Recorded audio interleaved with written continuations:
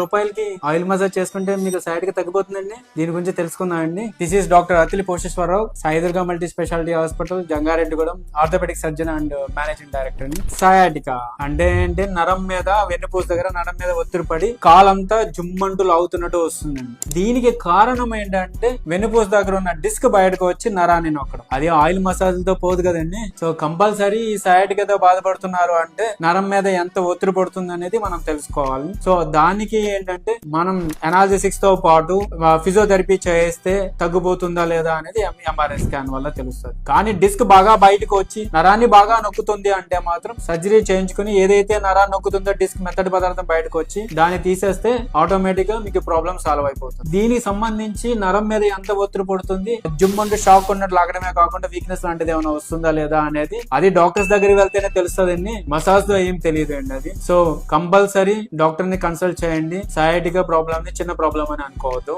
ముందు మనం బాగా సంపాదించాలన్నా హెల్త్ అనేది చాలా ఇంపార్టెంట్ అండి. మీ హెల్త్ మీద కాన్సన్ట్రేషన్ పెట్టుకోండి, ఏదైనా సాధించగలుగుతారు. Thank you.